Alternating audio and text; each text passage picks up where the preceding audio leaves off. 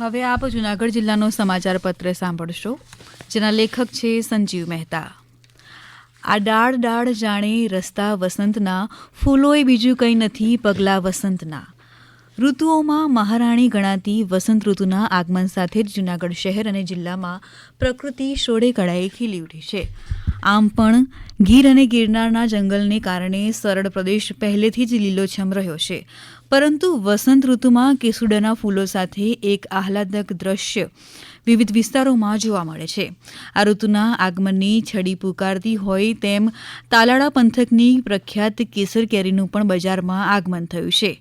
નાની કાચી કેરી કે જે ખાસ કરીને અથાણામાં વપરાતી હોય છે, આ કેરીઓ જૂનાગઢની બજારમાં વહેંચવાનું શરૂ થયું છે.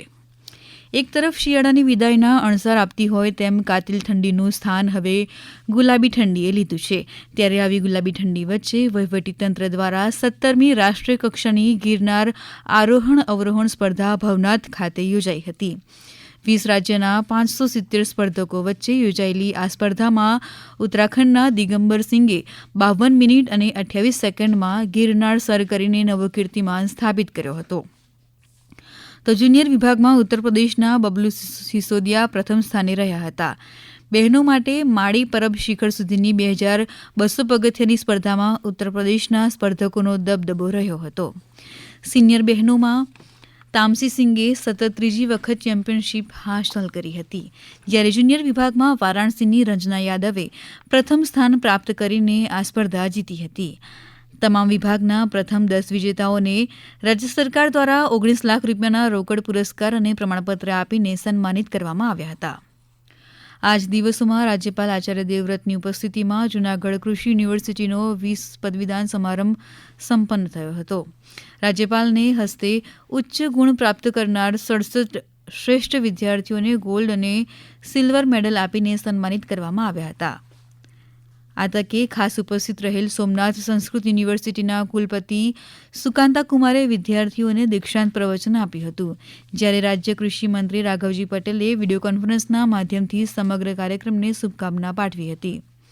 યુનિવર્સિટીના 20મા પદવીદાન સમારંભમાં કૃષિ ઇજનેરી, કૃષિ બાગાયતી અને એગ્રી બિઝનેસ મેનેજમેન્ટના સ્નાતક અને અનુસ્નાતક કક્ષાના 588 વિદ્યાર્થીઓને પદવી એનાયત કરવામાં આવી હતી.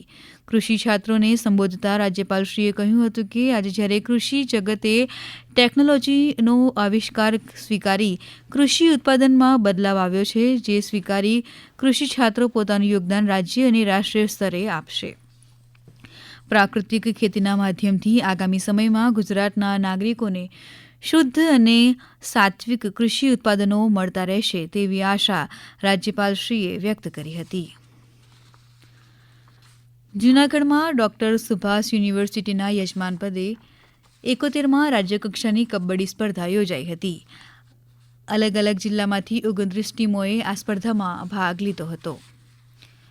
વિવિધ મુકાબલા બાદ વડોદરાની ટીમ સ્પર્ધામાં ચેમ્પિયન થતાં હવે આગામી સમયમાં ઓરિસ્સા ખાતે યોજાનાર રાષ્ટ્રીય કક્ષાની કબડ્ડી સ્પર્ધામાં ગુજરાતનું પ્રતિનિધિત્વ કરશે.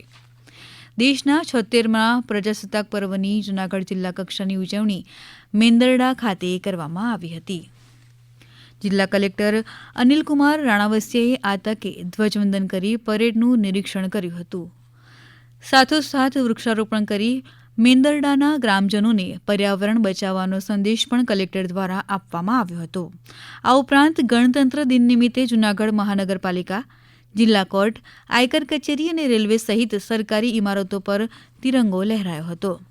જિલ્લામાં માર્ગ સલામતી સુરક્ષા સપ્તાહ અંતર્ગત વિવિધ કોલેજમાં છાત્રોને આરટીઓ તેમજ ટ્રાફિક પોલીસ દ્વારા ટ્રાફિક અંગેનું માર્ગદર્શન આપવામાં આવ્યું હતું.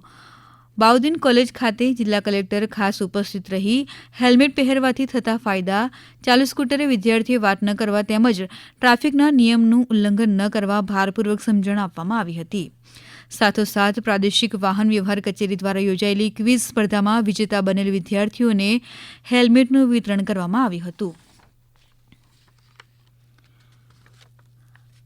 આકાશવાણીના અમદાવાદ વડોદરા પરથી હમણાં જ આપે જૂનાગઢ જિલ્લાનો સમાચાર પત્ર સાંભળ્યો, જેના લેખક હતા સંજીવ મહેતા.